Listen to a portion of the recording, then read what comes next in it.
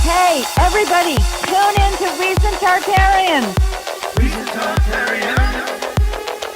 Recent Tartarians.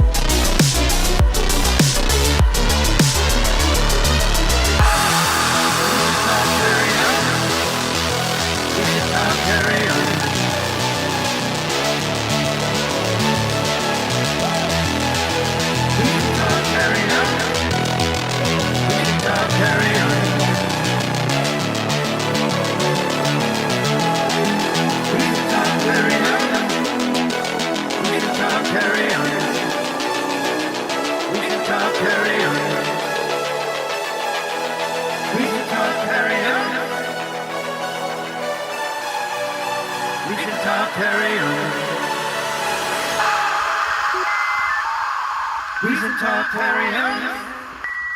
Recent Tartarians.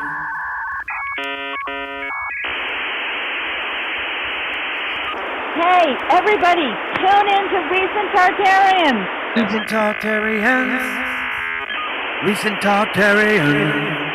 Maniacal laughter. Welcome back to Andreas Exertus's show, my show, where we do things my way, which is kind of a novelty in the world. Anyway, I was going to have a guest, but I think they are sleeping, so we'll do it another time. But tonight we're going to have Sync Tank, and it's going to be awesome because we're going to have David Plate again from MK Ultrasound, and we're also have Alan Green, who's done a documentary, Hindsight is 2020. Where if you haven't seen it, it's on my channel. I recommend you look through here and find it. You have a few hours left, but you should probably see it before you die. It's an amazing thing.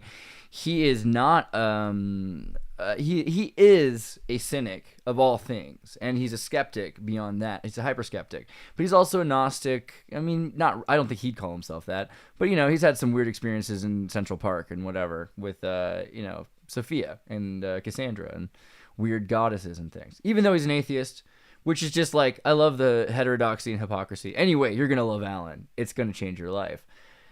We're also going to be talking about something today beforehand because I feel like it's important. Otherwise, I would have just skipped it. But, let's just do it, shall we? By the way, thank you for your support. I probably should have bothered to load up Andreas.me.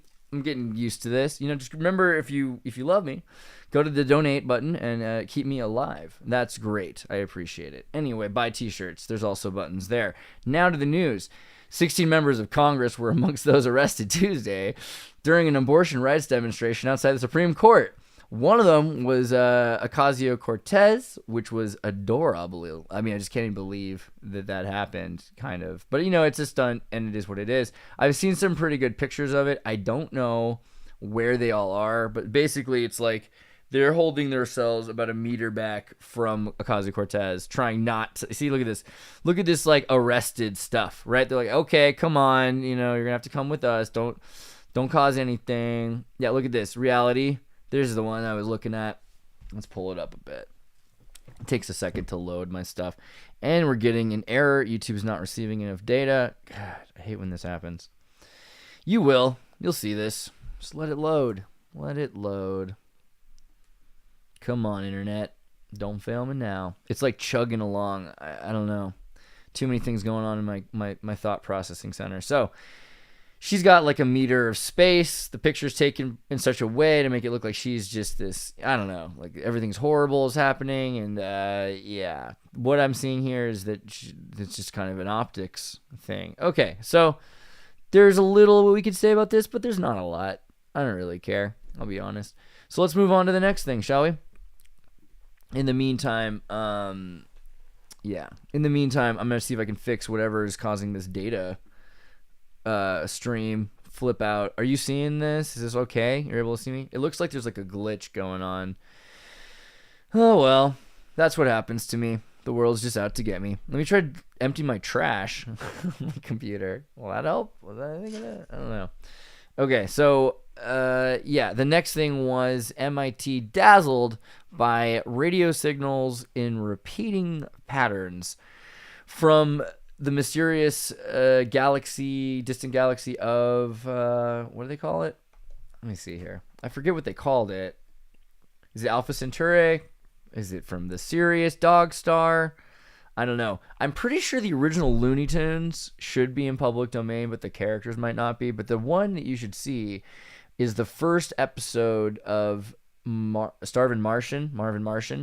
Because when he shows up, Marvin Martian, he meets Bugs Bunny on the moon. And of course, Bugs Bunny being the Chinese symbol of the moon, John Lee, they've got this entire system of satellites named after rabbits going to the moon and helping the goddess on the moon.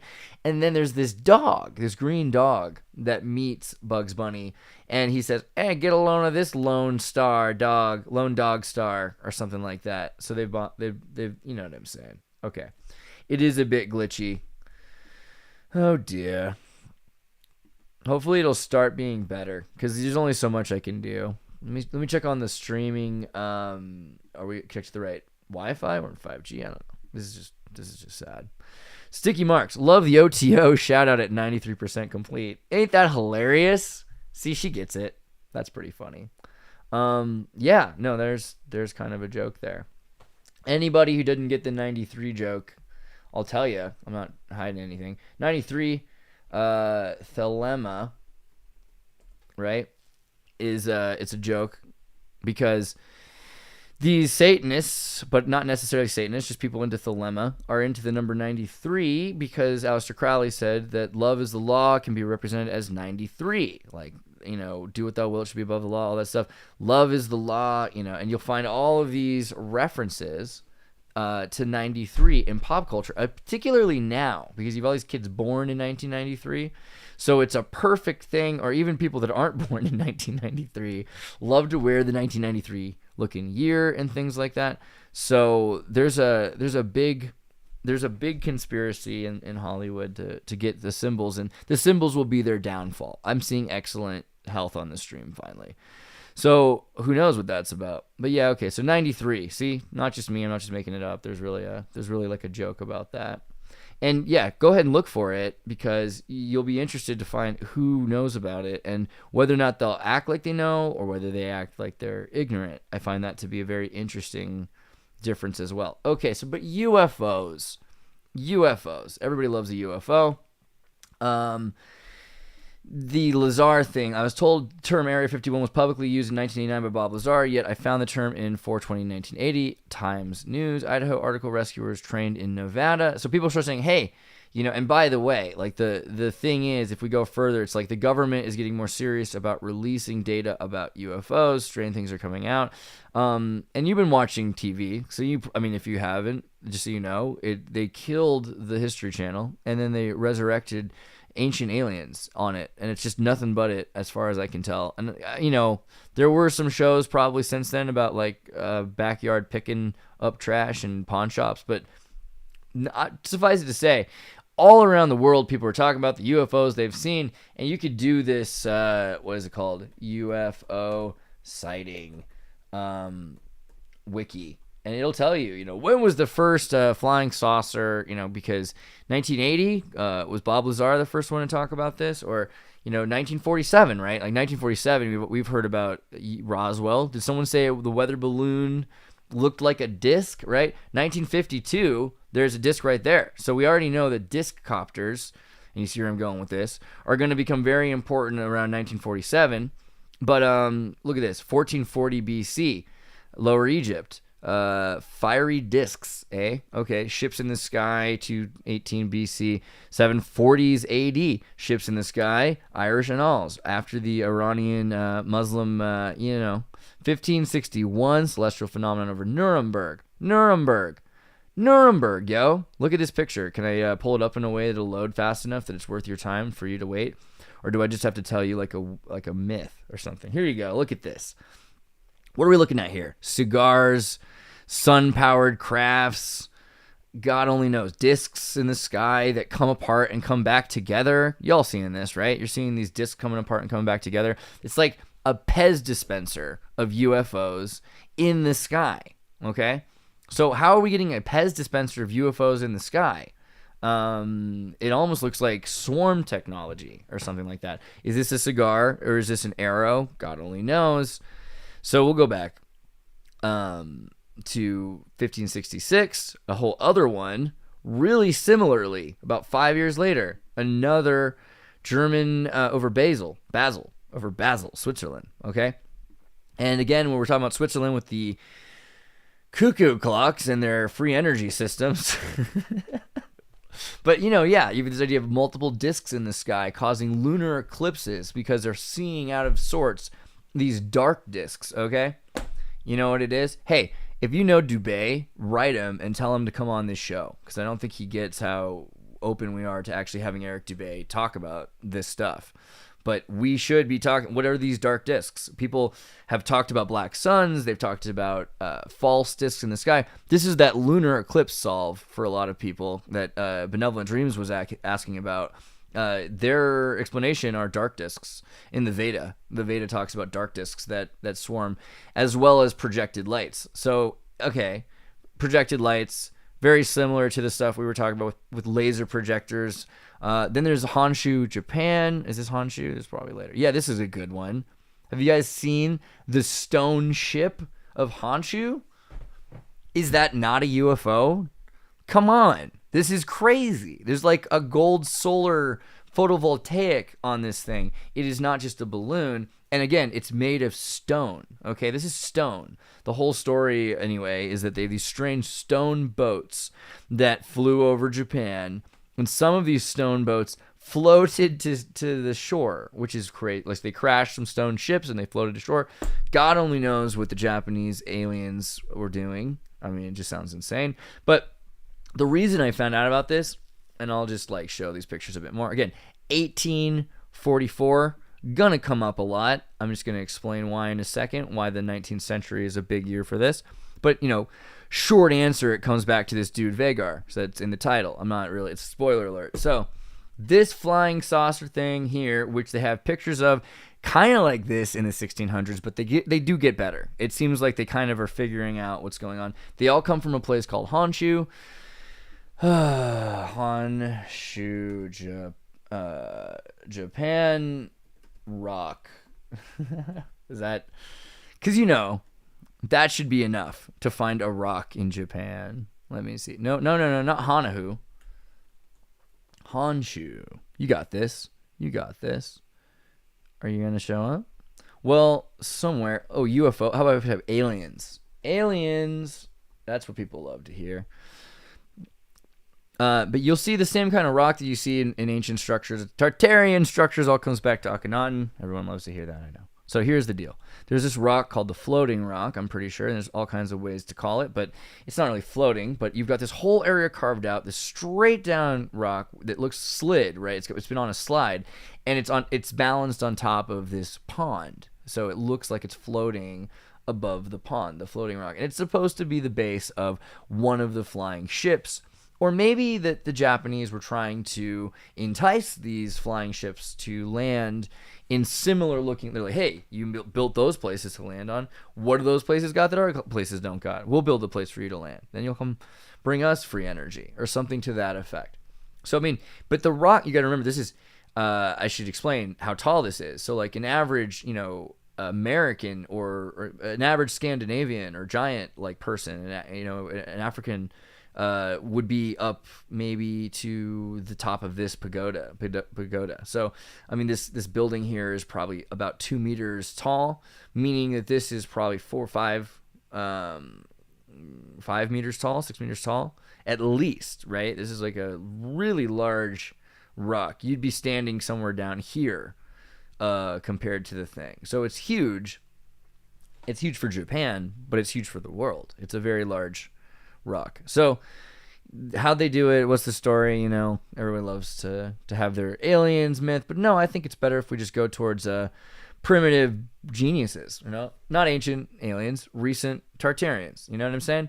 So there you go. There's your Japanese flying saucer, which I really love. I think these are probably the coolest ones. There's some myths here. Here, look at this one 20 years earlier. More of a bell. You know what I'm saying? More of a bell. So there's kind of there's something going on here with this idea of the black bell. It's a black bell, by the way. Don't acknowledge that it's a black bell if you don't want to, but it is. Okay. Now, who the heck is Alexander Weyger, and what is the Discopter, and why would you care? Like, what does it matter? So this multi-talented Dutch-American inventor Alexander Weyger was probably the first person who surprised the world with his mind-blowing skills, and included spectacular machine designs. This isn't fully true, but I have seen him connected to NIMSA, and NIMSA is the older organization. NIMSA, by the way, shout out to our buddy who just had his eye replaced. Forget your name right now. Sorry to say, but someone who just had their eye replaced. I'm glad your surgery went well. I heard that story, and I hope you're doing okay. So, NIMSA Aero ships of the 1850s, and we've got episodes on this. If you haven't seen them, type in NIMSA on my channel. There's like 3 or 4 episodes talking about the 1850s UFO air clubs that existed. And, you know, we've gone over this, but you can look at it. It's a UFO, and it's very similar to the older designs that the Japanese have, kind of showing that there is a connection between these German, Swiss, Alpine, and Japanese designers, even going back to this period. And they're talking about Zeppelins, airships, and they're saying, you know, some of the peasants across the United States, think these are gods. Some of the peasants across Japan think these are gods or aliens or whatever that ends up meaning. But yeah, so gases go into these colorized compartments, propellers spin in different directions, balancing takes place so you can keep it from floating forever in any one direction. You get the idea. So not the first time someone's seen flying saucers, but this dude made way cooler ones, and I'm going to show you some examples. These are the Discopter designs from my man Alexander Weyger, and Weyger, I think is how you Weyger, whatever you want, but it could be Weyger, but Weyger I think is how they pronounce it. But the thing is, look at these amazing drawings that he did, and you'll be really impressed. Oh, they don't want you to love me. Here you go. Click on this one. How about this? All right, I'll take it. It's a little bit lower in res, but you need to see like a nice clean picture of this. How about this guy? Is this gonna let me show you? That'd be nice. I mean, he did some pretty impressive designs. 1942, 44, 45. 45, you start seeing all of these designs come out. However, if you know the man's story, when's he born? 1889. Okay, and supposedly born in the Dutch East Indies, where his Dutch parents owned and operated a sugar plantation and a hotel. Taught literature, so he was in the Dutch East Indies. Okay, so where are the Dutch East Indies again? And you guys will remember the Dutch East India Company and the idea of trade coming around this island it sank, like in Locke's situation in Andy Kaufman. You've got a volcano that goes off around Java, and you lose Krakatoa, and you have an entire population that's wiped out from Old Zealand. We don't even know how bad it is, but it's speculated. Madame Blavatsky talked about the entire loss of a continent. In the last few years, they've finally proven the Lost Zealand continent,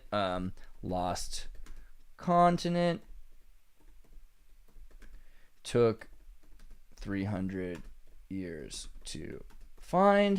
Let me see if I can pull this up as quickly as I'd like. Yeah, 375 years to find. Okay, BBC. So, we've all been talking about this forever.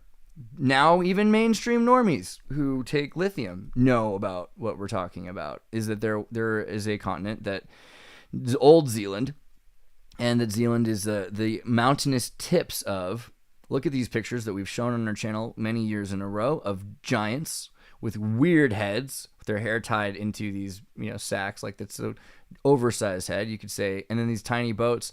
Is this a messed up perspective drawing? We've done so many studies on this and talked to Dutch people who translate Old Dutch, and these are stories about giants, which is pretty interesting. Of giants going to these lands where you have these Micronesians, right? So pretty fascinating. And here's where it would have been, and it's gone now, but you see some of the ridge line to it. So there's a lot of evidence and remember, this is also a place where you had giant dragons, aka giant birds, and giant dinosaurs, aka giant birds. So it is literally a missing link within our own human history to whatever you want to call the Cretaceous or the Jurassic, and it really calls into question your ideas of 65 million years, right? That's more of a marketing ploy of Steven Spielberg than an accurate metric. So back to these designs, though. So guy born around ancient Indonesia, but as recently as 100 years before me, 1989 is when he died. 1901, right? I'm sorry, is when he's born. So he's born. He died right after I was born, basically.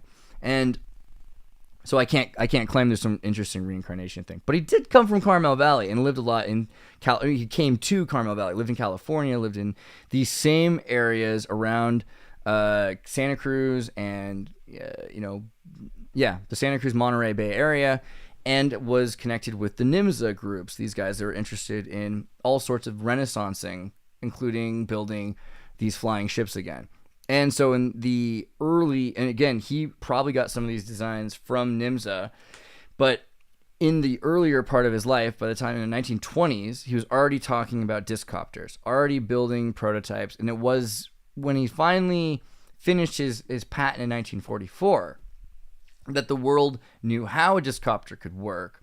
Before that, though, there's already people saying, hey, Discopter, but he goes and patents it, right? So what happens after 1944? Well, the irony being that let's type in like UFO art, is that everything about UFOs is a Weyger design. They're taking his entire concept of the Discopter and saying that basically, and granted, we've just said there's cigar-shaped craft, there's all kinds of drones, that the government makes in different shapes, or that the aliens, whatever you want to call them. But, if you think about it, the 3M company gets like a fraction of the cost of build for every single bump on 1/3 of a cent or 1,000th of a cent for every picture of a UFO that is based on his Discopter. The dude would have been like the richest man in the world, right? Everything is based on the Discopter.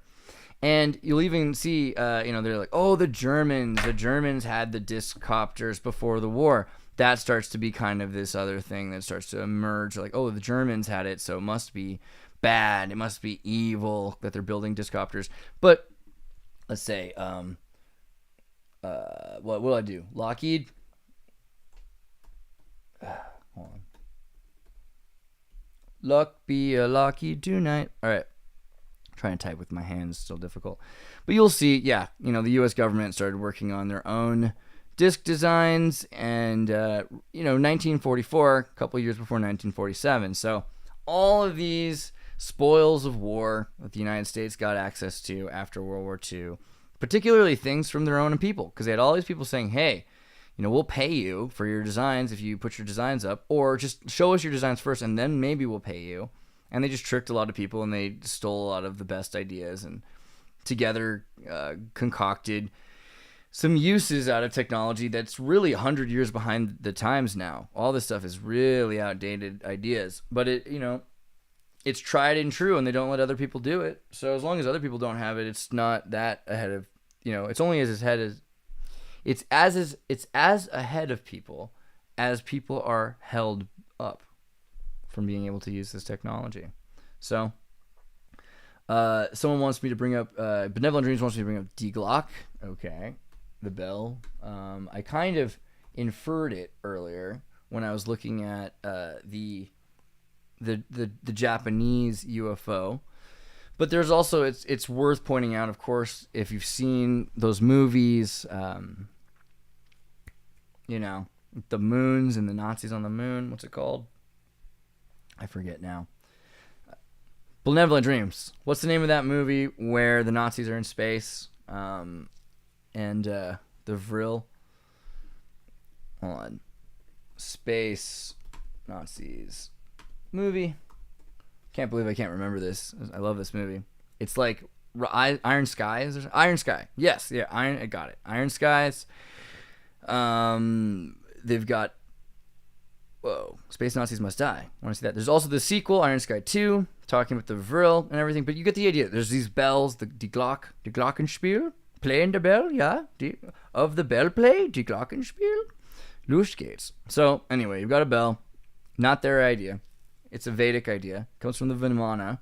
I've actually seen where the Black Bell was when I went to Berlin. I went to East Berlin, which is, now part of regular Berlin. But it's still East, And there's this long concrete road that goes out into the middle of this quarry that's been turned into a lake. And they have this big... And the road's perfect. Built in 1933, and the road's perfect, except every 20 meters or so, there's a new sheet of concrete, because the heat in Germany gets really hot and wet, by the swamps and by the former quarry that's now a lake, this man-made lake, giant, deep, like scary Loch Ness lake, but it gets really sweaty, and so it expands everything, and it gets really cold, and then it'll freeze sometimes, in parts of Berlin it gets icy and snowy, so they have to be able to make sure that the concrete can move, like tiles. But these giant tiles, you go up, bump, perfect, bump, perfect,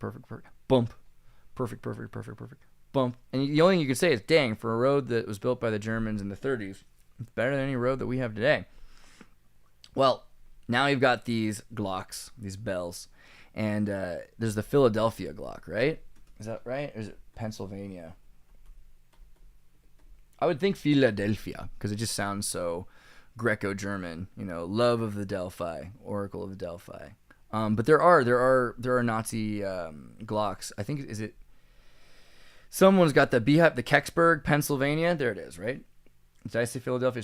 Pennsylvania. So there's the Kecksburg. How could I forget the Kecksburg? That's the way to remember it. It's Keck. Okay, so the Kecksburg bell. And you've got this beehive, Masonic beehive. Let's also talk about the Mormons for a second and remember that they believe that they come from the planet Kolob, which is really a star to them off of Alpha Centauri system that's beaming data to us. Also, let's remember that the movie Thor Light Bridge, because I just was watching this for the first time, and I know I'm, literally 10 years, 12 years or something behind the time.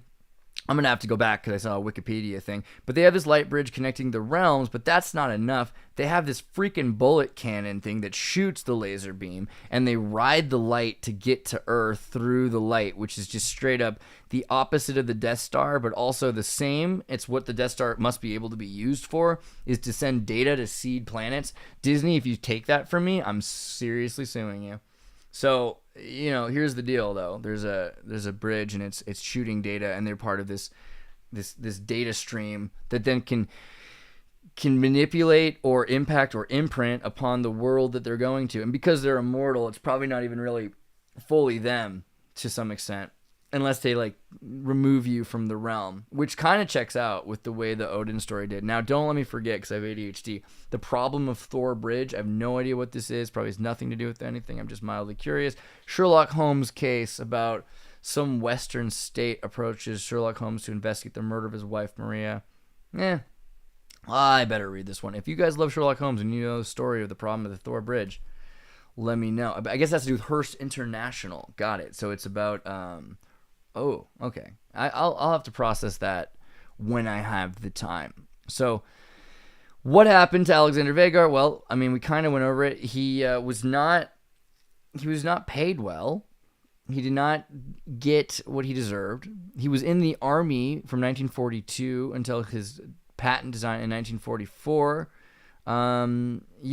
Basically, bad news bears. They just stole all of his stuff. He started doing some Carmel Valley art stuff, which is what happens. Those who can't do or teach do, they juggle and make people laugh, right? So he started making some ceramics, and he started doing some clay and statue sculpting. He did sculpting, and pretty interesting, amazing guy.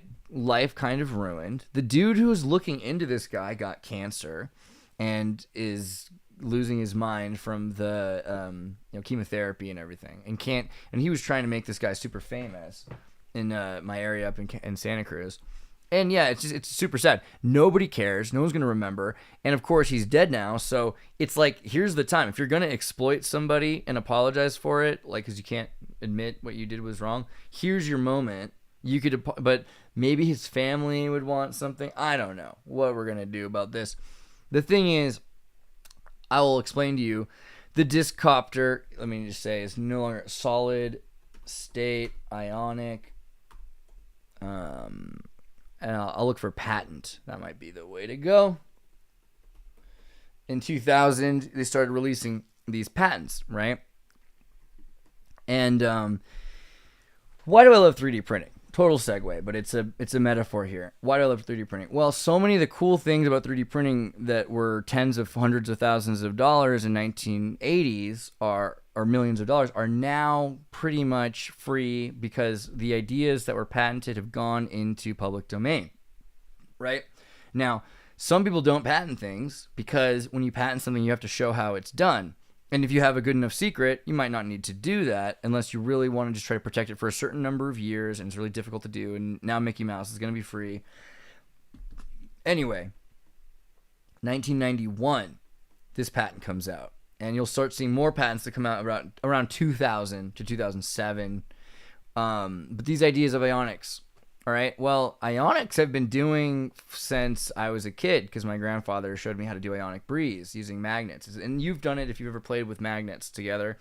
If you put them the wrong direction, then they repel each other. You can do that with an electromagnetic pulse tied attached by copper wire, turn up the ampage, and you can produce a more polarized, higher ampage, faster ampage, will produce a more polar magnetic metal. So you can take, for instance, a triangular ionic craft, and you can build these at home now.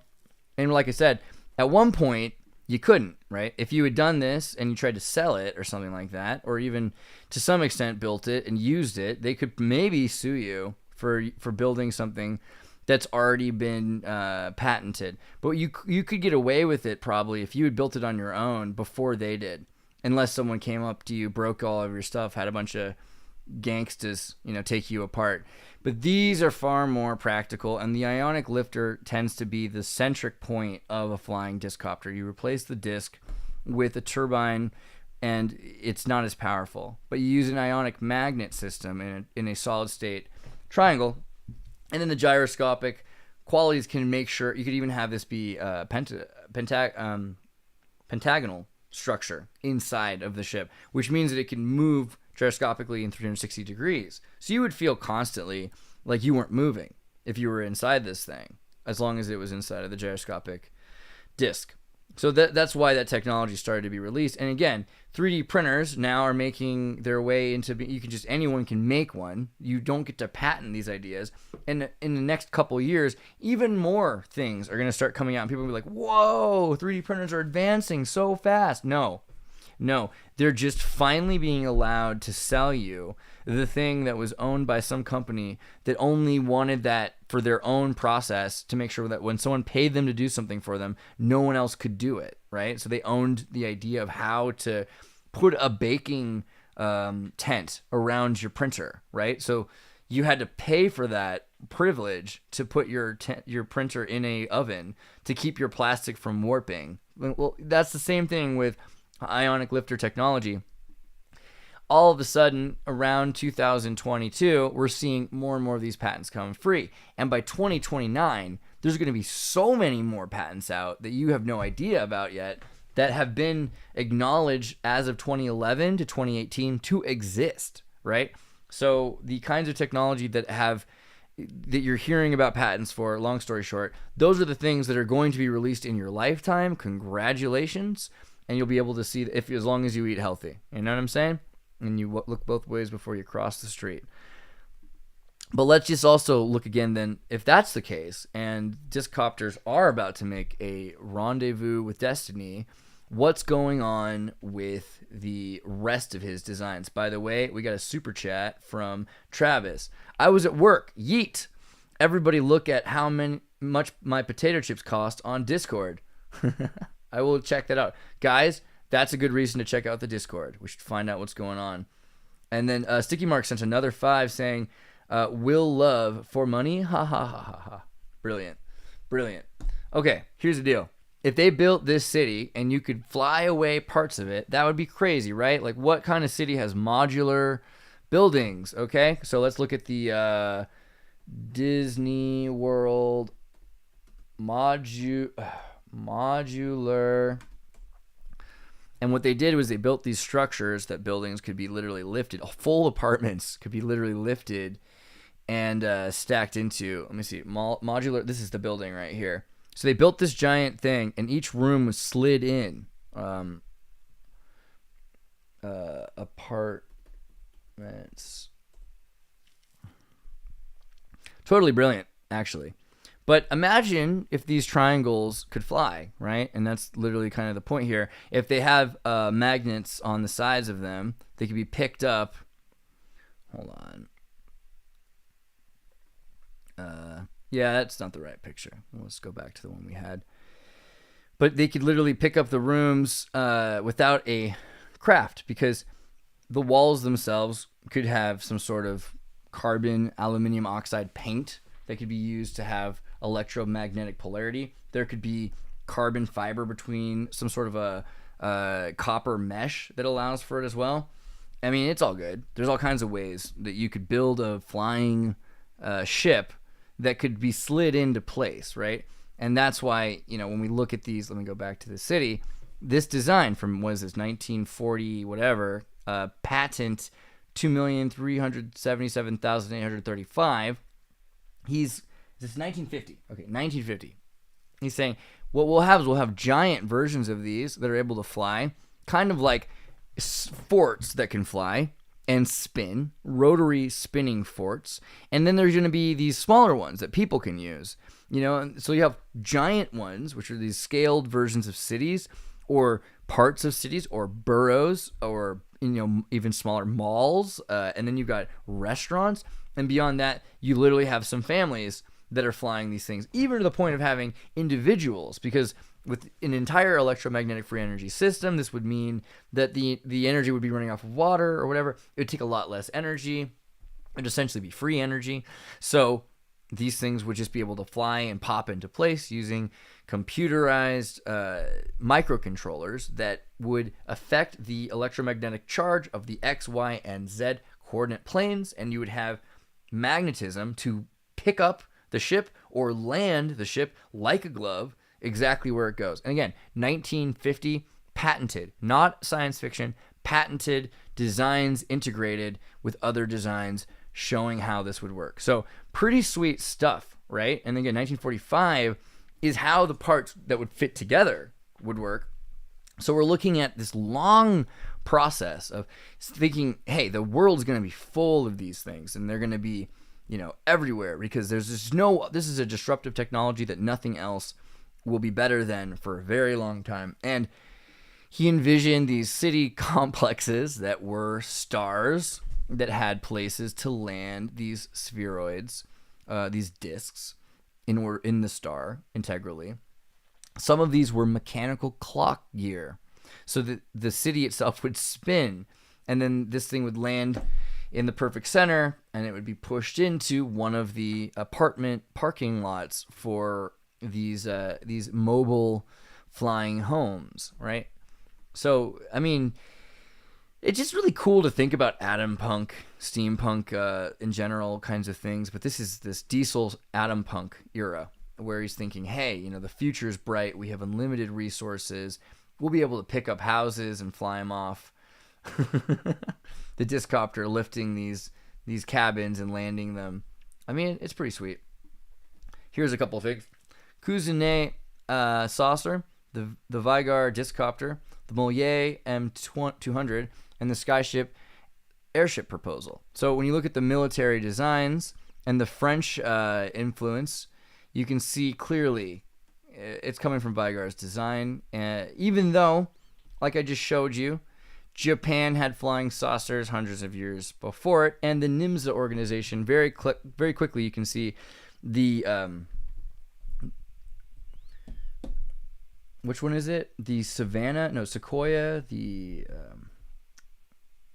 something airship club. So the NIMSA airship club, there's another part of it which was in one of the Northern California forest regions, and I'm mixing up which one it is. I forget what, it's Eureka, something like that. I'll remember for you at some point. But there was an airship club in the California redwoods in the 1860s, designing flying saucers as well. Okay, I think we covered a pretty good amount of Weyger for now. I'm going to jump on to another kind of interesting thing. Oh yeah, and just again, Cobalt. Remember the 12 colonies of Cobalt that make up the Battlestar Galactica space universe in their TV series. Remember, Cobalt compared to Kolob. Kolob is the star of the Mormons, right? So Cobalt. So there's definitely an intentional mix there, and if you look it up, you'll find that the creator was in fact a Latter-day Saint. So kind of cool. All right. Progenitors. Is this the right one? I'm gonna pull this article up as well. Let me see what's going on here. I think we did a little bit about this, but I want to go back into it because the Epic of Gilgamesh talked about Noah's Ark in a sense, and there's a number of other stories like the Shraddha Deva Manu, which is it's a flood myth with the world after the flood being very scattered and sparse, people landing places they weren't from originally, and meeting people that they weren't used to, dealing with a giant fish. Talk about your biblical scenario. And yeah, no, it's a good place to jump off because you hear that. Okay, well, Manu, progenitor of the current humanity. That's the thing right there, the Mont Vantara. See, there's been different generations, and we think of humanity as being races, but really the way they look at it is that there's different levels to humanity. We are all at this 7th level, perhaps, or 4th level according to, or 9th level maybe, but a 4th level according to Madame Blavatsky. But 9th level, we're not on the same level because we might have been past the flood. There might have been a fire period after the flood, which could have been the Armageddon, right? But who knows? It could be, then would be the 9th period. Anyway, he is the 7th of the 14 Manus of the current Kalpa, Aeon. Shraddha Deva was the king of the Dravida kingdom before the Great Flood. Forewarned about the flood by the Matsya avatar of Vishnu, he saved humanity by building a boat that carried his family and the Saptarishi to safety. He is the son of the Visavat and is therefore also known as the Manu Vayasavata. He's also called Satyavarata, always truthful. So there's this great deluge, see? And this king, Shraddha Deva, was the king of the Dravida kingdom during the epoch. And according to, all these people, he ended up having to make this boat. His hands, he washed his hands in a river flowing down the Malaya mountain. The god did to create him as an avatar. So he's made from the dirty hands of Vishnu. And the little fish asked the king to save him. And out of compassion, he put it in a water jar. And that fish kept growing bigger and bigger until the king put it in a much bigger pitcher. And then now he's got this 16-foot fish. And then he has a giant 16-mile river. And then he's got a giant... okay, so the king placed in a tank that was 16 miles in height. And the Ojana, 8 miles in breadth. As it grew further, the king had to put the fish in a river. And even when the river proved insufficient, he placed it in an ocean, after which it nearly filled the vast expanse of the great ocean. So what's a boy to do? It was then that Vishnu, revealing himself, informed the king of an all-destructive deluge. It wasn't really about him, it was about the fish. But the king built a huge boat, which housed his family, Saptarishi, 9 types of seed, animals to repopulate the earth, and after the deluge would end, the oceans and seas would recede. At the time of the deluge, Vishnu appeared as a horned fish, and Shesha appeared as a rope, which the king fastened the boat to a horn of the fish. The boat was perched after the deluge at the top of the Malaya Mountains. After the deluge, Manu's family and the 7 sages repopulated the earth.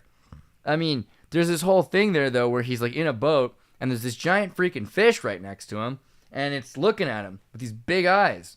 It's terrifying. Okay, so there's your flood myth. I'm going to jump into the mind-reading porn machine. So China's new mind-reading porn detection cap takes censorship to new levels, right?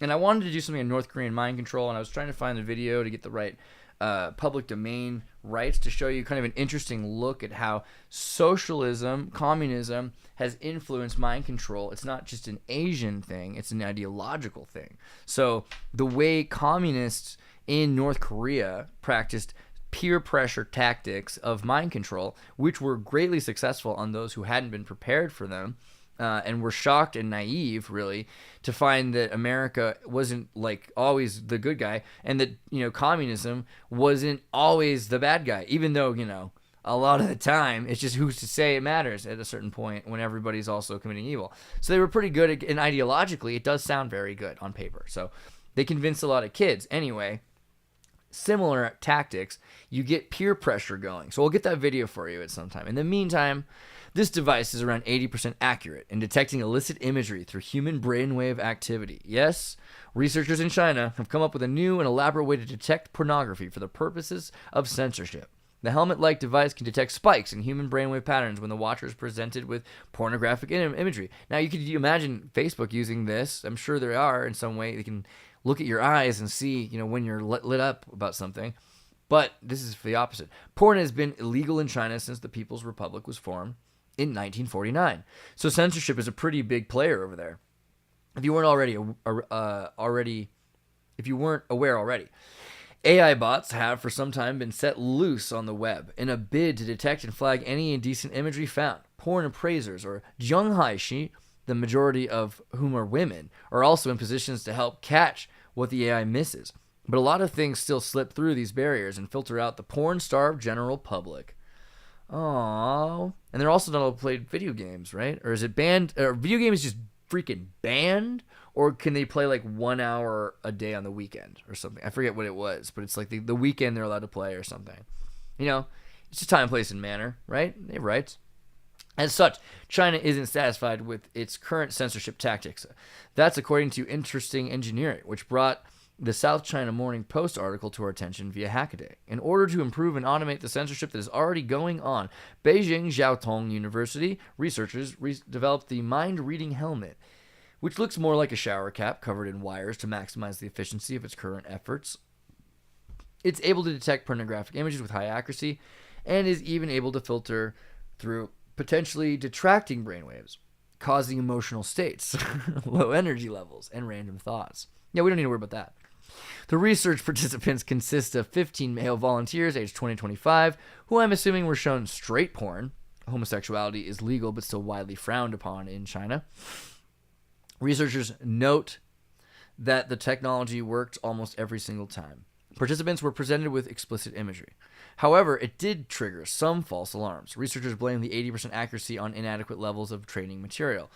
It's assumed that these will be tools to help porn appraisers do their job more effectively, rather than clicking through hundreds of images a day, assigning them a pass or fail on the horny scale. They can be shown a bulk of images in quick succession, and the computer will use their brainwave data to do the rest. It's sure to make their process faster, but there are concerns over what new invasive laws could spring up around brainwave monitoring when using the web. Right now, there's no law against devices like these, nor is there a law to govern the kind of data that can be collected by them. Orwellian nightmares aside, my theory is that the device's 80% accuracy wasn't down to over-complex imagery or a lack of training material. I feel like it could have had something to do with the fact that, in order to comply with the current porn consumption laws, participants had to be shown already censored images that frankly wouldn't have excited a bull in heat. That might have had something to do with it. Well, so there you go. By the by, if you're thinking about getting into some sort of a career, and I'm not a business expert, clearly. Apparently, psychedelic therapeutic markets are now going to be worth $8.31 billion by 2028. And so it's something to look into. How many businesses are sprouting up from these multi-million-dollar companies, quasi-associated by pharmaceutical lobbyists as well, ironically, who are trying to figure out ways that they can get involved and control the therapy. Because that's the main moneymaker left, really, is going to be to control the therapy. But major players include Cellon Pharma, MAPS, which is sponsored by George Soros, MindMed, Johnson Pharmaceuticals, Ix Biopharma, which I think German government's involved with, Jazz Pharmaceutical, which, Jazz. I mean, when you start to get into some of the names of these groups, again, with the MAPS Public Benefit Corporation, which is separate from the MAPS Public Benefit, apparently. I mean, one's a nonprofit and the other's an actual corporation. Mind Life Science. Who are all of these big players trying to get inside of your mind? And what do they want to do with it? Well, GHB. Well, isn't that a date rape drug? Well, maybe it can be used for that. I don't know what we're even supposed to say about GHB, but I remember it being illegal for everything except brakes. Like super trucks can use them as brake fluid or something. But otherwise, you're not supposed to have it. Ketamine used to be a PCP, now it's a nasal supplement. Society is changing very quickly. MDMA, it used to be the couples therapy. Maybe that's the thing. They're trying to go back to that 1980s, Well, there was a video I wanted to show you far more than I wanted to talk about different psychedelic drugs right now. Not that we can't talk about psychedelic drugs. Oh, and Sticky Mark sending a Kenny is Hindu, born again, holy cow. Did you see my South Park series, Sticky Marks? I have a whole thing on South Park where there's an ego death. They're all immortal because they're dead and in Tartarus. My whole South Park metaphysical series, you've probably seen it. But the thing with Kenny, right? Because if you watch, I've had situations where people have taken my cleaned up version of the South Park clip and YouTube said, hey, someone's stealing your clip, because I did a really damn good job cleaning up the original VHS copy of the first South Park prototypical Christmas, which was created before it was a show, when it was just a Trey Parker thing. Not everybody loves Trey Parker. I think they're fools. Okay, so a video that I'm gonna show you, I don't even remember. Is this the follow-up from yesterday? I think it's shorter, but I think this is the one on. So yesterday we talked about how many people don't even realize the amount of cancers in their family. They're like, oh, this cancers just happen all the time. No, they happen in America all the time. And now they happen in other places where the things that happened after World War II with these giant biopharmaceutical military industrial complex pesticide companies poisoned people, right? And so the Agent Orange scare is much bigger than Agent Orange, right? It is it's a chemical nightmare that's in everyone's soil. It's in everyone's Teflon. It's inside of you all, right? It touches us all. So let's see if this is the right. No, that's it. All right, is it? No, that's wrong. That's the wrong video. Every time, man. Every time. Okay, so let's see here. I got it here. That's a cool video, though. We could watch them both. I don't care. Let's see. Where's the one? I just got it, though. It should be your habits.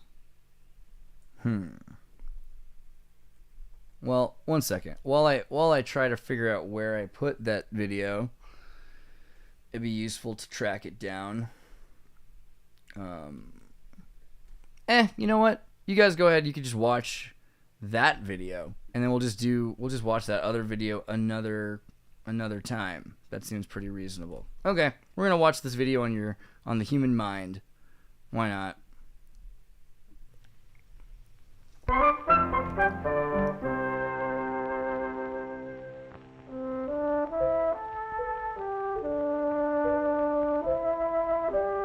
And yeah, Travis, there will be another show tonight. Sync Take, 8 Eastern Standard. He has been But now I'm starting plagued this by over his limited ability to speculate. because I want you guys to see this. But yeah, tonight there's gonna be a Sync Tank tonight at 8 Eastern Standard Time. That's gonna be with David and MK Ultrasound. What is it now? It's 4:20. So yeah, you got a while to wait for that. All right, take 2. I have to take 3 actually.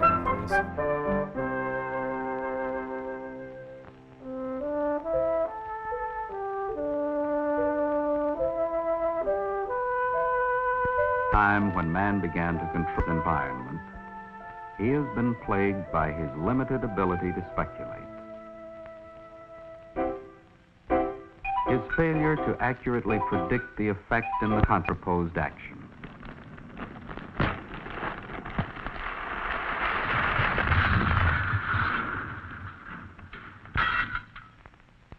This is the result of his not being able to consider and relate all the factors in a problem.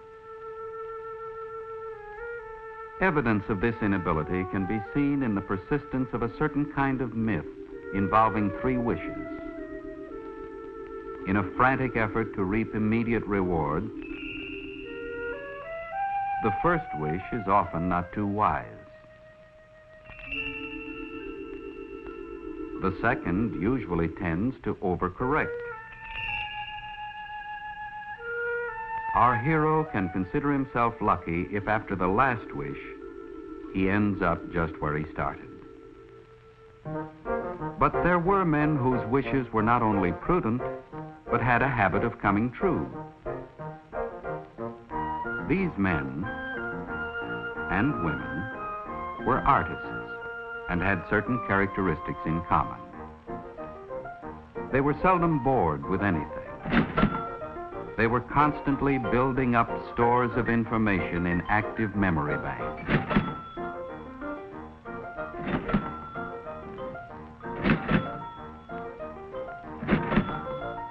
When confronted with a specific need, they would call on these memory banks for information, which they would run through, sort out, and relate to the problem at hand. These men could speculate and could predict. They were artists in many fields: architecture, mechanics, medicine, science, politics, and the art of relating factors. It is often not a conscious art, and the degree to which it is operative can tend to make one normal, bright, super bright, or genius. Numbers were used to count, but soon they were also being used as abstract symbols for states of being. Values were given to mass, speed, inertia, and the forces of gravity. Such measurement was an enormous help to creative thinking. Man was learning to numerically relate and to predict. Theories were developed by which the many factors in a problem could be numerically related. But the magnitude of the calculations necessary made many such theories impractical. In the last century, the complications of our society have been compounding themselves, and it began to look as though the science of numerical relationships could never catch up. For a long time in the world of numbers, man has been developing tools to help him handle increasing amounts of data. Something has now emerged that might make even our most elegant theories workable. The recent acceleration has been fantastic. The electronic calculator has already become a tool upon which much of our daily activities depend. A tool which has broadened the range of man's concepts and intuition, much the way other tools have broadened man's range of communications, or man's range of travel, or the phenomenal range of his control over environment. With the computer, as with any tool, the concept and direction must come from the man. The task that is set and the data that is given must be man's decision and his responsibility. This is information. The proper use of it can bring a new dignity to mankind. Properly related, it can maintain a balance between man's needs and his resources. In many aspects, these are information machines, capable of storing, processing, and relating a vast quantity of information. They process information so that it can be made meaningful at the human scale. Computers are generally used in any of three ways. First, as a control or balance. Second, as a function of design. Third, as a simulation or model of life, where we can see the effect before taking the action. As a control or balance, the calculator keeps our complicated systems functioning. It determines the logistics of raw material, its inventory and flow, history and performance of tools, and of personnel, production rate and quality, public utilities rates and flow, cost accounting, payrolls, billing, and all the ramifications of insurance. And in addition, presents the broadest possible basis for making decisions. As a function of design, the calculator provides creative man a higher platform upon which to stand and from which to work. Data processing removes the drudgery, but imposes new and broad responsibilities. The designer must be able to state precisely what it is he needs to know. This is not always so easy. He must formulate a general plan of procedure. This plan or program takes the greater part of all the time involved. He must write a concise step-by-step list of instructions, translate it into a digestible code, and feed it to the computer. Then he must provide the machine with all pertinent background information and related data. The preparation may have taken months, the actual calculation hours or even minutes. But once set up, it can attack the problem with infinite variations and trustworthy memory. Perhaps the most challenging use of the computer is the simulation of real situations. If, for example, a machine is properly programmed and is provided with sufficient numerical data concerning a chemical plant, then the computer begins to take on the functions of a working mathematical model of that chemical plant, in which it is possible to determine the probable effects of many possible courses of action. Today, there are working mathematical models of railroad systems, rocket engines, complete reactors, and whole living communities. The calculator is helping to define society's most complicated problems. It is a tool for turning inspiration into fruitful prediction.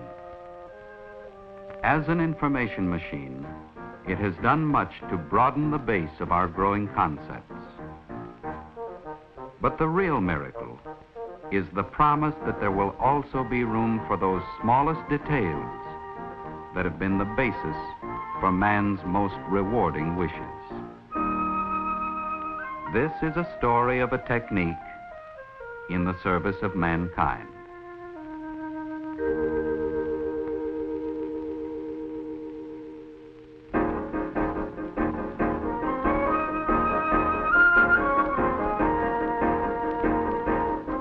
Doesn't that make you feel good? It just makes you feel good inside, you know? You're like, oh, inside of a computer. I am a computer. Data. All right, well, so I'm going to do the think tank thing a little bit later. I hope I guys see you there. You guys were talking about flamenco. I'll make sure we do a full video on flamenco. We've done so many, you know, I was just looking at recent Tartarians, Clarifics episodes. If you go back to the beginning of my channel, you'll see like everything's about flamenco at the beginning. And I would like to do a sum up though. It's a good thing. You're like, hey, have you heard of it? You don't know flamenco? Because like a lot of the time I'm talking to people and I notice it's just their eyes glaze over. And I can't tell if it's that they don't believe me. No, they just don't know what the hell I'm talking about because they've never heard of this. So we need to talk about flamenco. We've done it before. We'll do it again. We're going to have more guests. We'll bring up...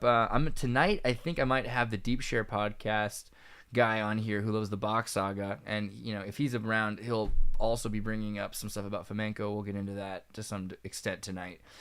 But yeah, it'd be good to really explain... how a guy in the Soviet Union is paid to build a team of mathematicians to find the truth of history and then has to keep it kind of secret in public because he finds out this huge thing. The Soviet Union doesn't want that information out either. So there's a lot to be said about flamenco and the whole team behind him. David Ewing Jr. and I will be doing another talk very soon. I think I might do it Friday. We'll try. If I get that together, then we'll have that up, and we'll be talking about flamenco as well as Europe 1,000 years ago. The bottom line with flamenco is Europe 2,000 years ago. It's not. It's 1,000 years ago. Christ is in Europe, and our idea that is in 2,000 years ago is designed to keep us distant from the past, but so many of these events we can prove are shuffled on top of each other to make it look like things happened a lot longer ago than they did. Particularly things involving the Catholic Church or anything that the Catholic Church is jealous of the Ottomans for doing, right? Because Mehmet II is the Caesar, and he's a Turk, and they don't like that. And they get kicked out of Constantinople to the extent of not even getting to call it Constantinople. It's kind of the same thing that happened when Taiwan got kicked out of China, or when the American finance president of Russian Federation in 1917 to 1930 was living in New York City. So there's like a little office embassy for this country of Russia that did not exist while the Soviet Union existed. So similarly, trying to pretend history doesn't work, that's how we have this double version of history. And flamenco proved that so much of this we can just follow the correct order of events. And in most calendars that weren't completely doctored, for instance, the lunar Arabic calendar, the Muslims kept they didn't need to lie about certain things. So you find discrepancies which will corroborate the correct history. Same thing with the Chinese calendar. Same thing with the Jewish calendar to an extent, even though it's written in Arabic originally, so it's an Arabic calendar, but it's a lunar calendar. But you get the point. And it's really the Gregorian calendar that starts to give us trouble. All right. I love you guys. Make sure you take the time to go. I'll save this for next time. We'll talk about graphene next time. If you guys are looking for the Discord link, go to tartarinova.com. click on Tartary Discord entry. If you're on your phone, there's like a little 3-button thing to add the buttons, but you get Tartary Discord.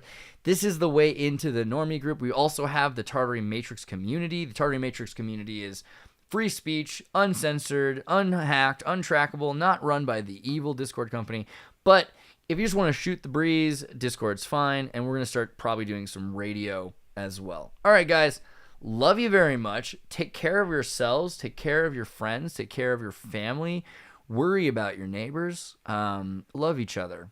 And don't forget to see me later tonight and keep on keeping on. And tell everybody else. Tell the world that they should be watching Big Zerdis. Peace be with you.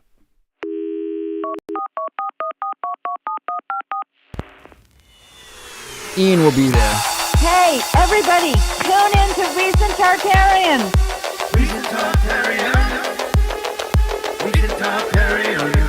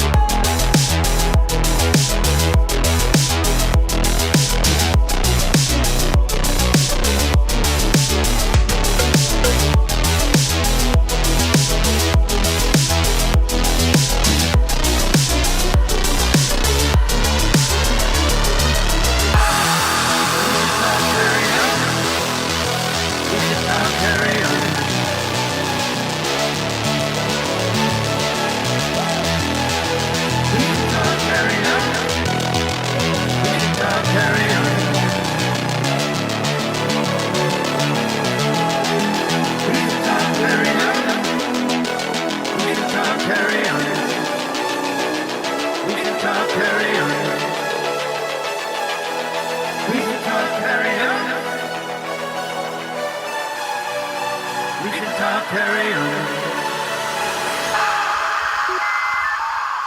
Recent Tartarian. Recent Tartarian.